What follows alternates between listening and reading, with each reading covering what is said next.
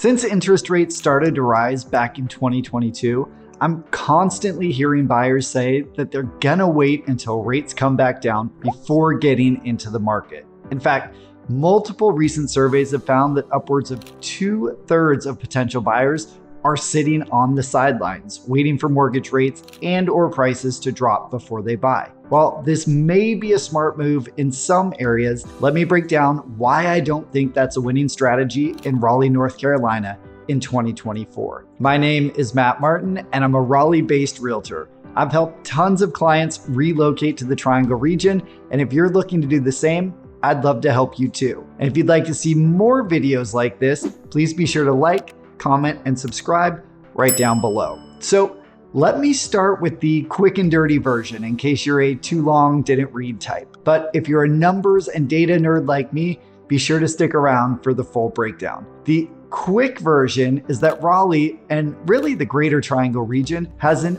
oversupply of demand, i.e., tons of people moving into the area and needing housing. And that's colliding up against an undersupply of homes for sale. While a rate drop may persuade some sellers to finally list their homes, it's likely not going to be enough to satisfy the number of buyers who will inevitably jump back into the market. So what happens when you get a flood of demand into a market with not enough homes? We get a repeat of 2020 and 2021, where bidding wars abounded, homes were selling in minutes instead of weeks, and prices skyrocketed. So while it may seem appealing to wait for rates to drop, you're likely going to find yourself in a much more competitive market and paying significantly more for your next home. So let's talk specifics. First off, we'll take a look at demand. If you've watched my videos before, you've probably heard me say that somewhere around 80 people a day are moving to the Triangle region, which is a ton of new residents looking for housing. Based on United Van Line's 2023 survey of inbound and outbound moves,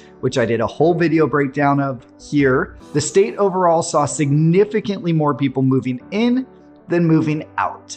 Nearly 25% of those moving in did so because of a job move, which speaks volumes about our booming economy and employment opportunities. The Triangle region specifically has grown tremendously, which is why Raleigh was named the #2 best performing large city in the entire country last year. Over the period from 2017 to 2022, Raleigh experienced job growth of nearly 15% and an even more impressive wage growth of 52%. And not only were locals earning more, but nearly 50% of new residents moving to North Carolina have incomes of $150,000 or more, according to United Van Lines. So we have lots of new people moving here with lots of money. And of course, jobs aren't the only reason people are moving here. We have mild weather, a lower cost of living, access to the outdoors, great education, a booming food scene. Shall I continue? So I don't see a slowdown in the influx of people moving to the Triangle region, and I fully expect demand to keep going up. But it's not only newcomers that want to buy homes, it's also people who currently live in Raleigh who may want to buy.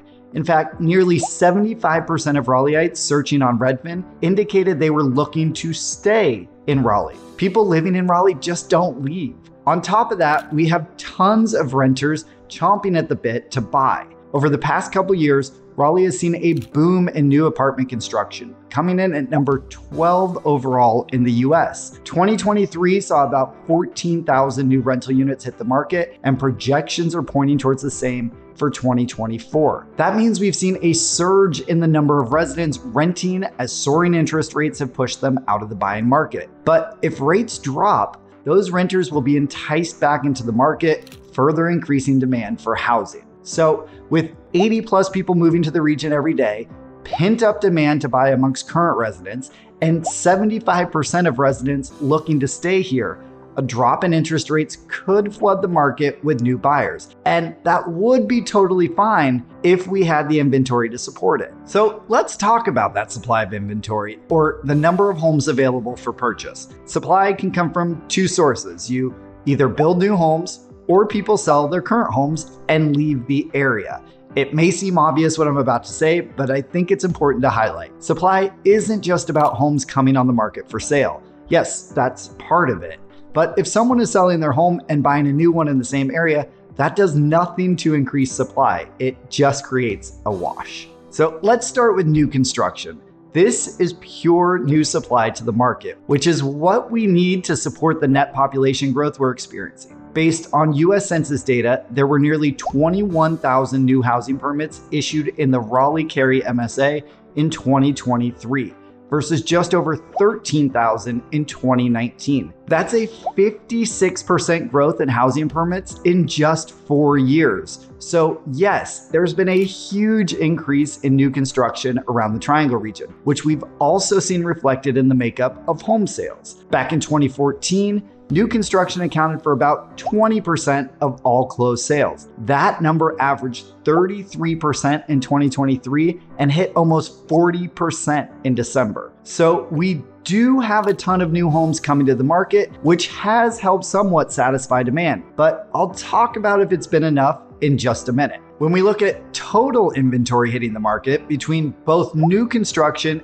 and resale, i.e. used homes, we have a bit of good news there as well. After a dismal 2022 that saw 8% fewer homes listed than the previous year, and then an even rougher 2023, which was down 14% versus 2022, the start of 2024 has actually shown an increase in listing activity, and a pretty significant one at that.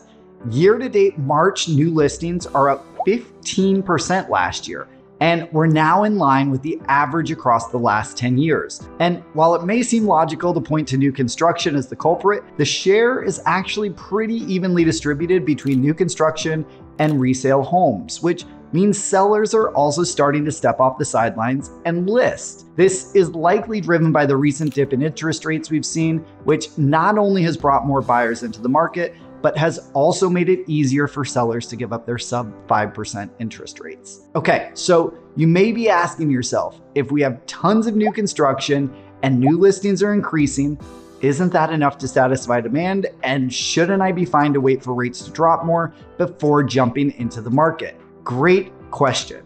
To answer that, let's look at what happened over the past 2 years when buyers were pushed to the sidelines because of interest rates. That huge drop in demand must have caused prices to crash and competition to disappear, right? Well, not so much. See, the median home price across the region peaked in June of 2022 at $422,000. This includes all property types, from condos to townhomes to single-family homes. A year later, when interest rates were hovering around 7%, that median price had only dropped to $410,000, or about 3%.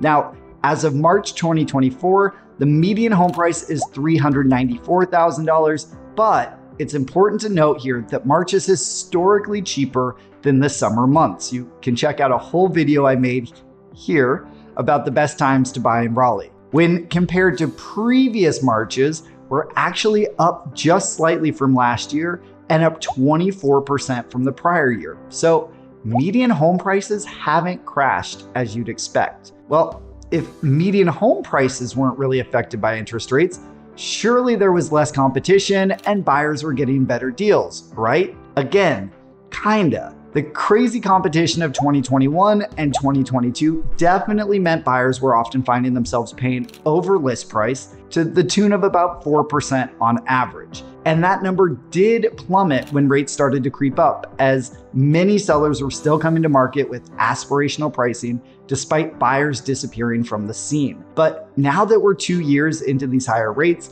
and sellers have become more realistic with their pricing, the average buyer is paying right around the list price for a home. So why didn't prices crumble, and why weren't buyers getting insane deals? Well, it all goes back to the fact that demand is still exceeding supply in the Raleigh area, even with an increase in new construction and listings. Which brings me back to the whole topic of this video, which is whether or not you should wait for rates to drop before buying. My answer is absolutely not, at least not in the Triangle region. Raleigh and the greater area have shown tremendous resilience over the past 2 years, despite rising interest rates and plummeting demand. And even with dramatic rises in new construction, it hasn't been enough to satisfy the influx of demand from those moving here and the pent-up demand locally. And there's been no market crash. So what do you think will happen when rates come down? And all these buyers jump back in? Do you really want to risk all that additional competition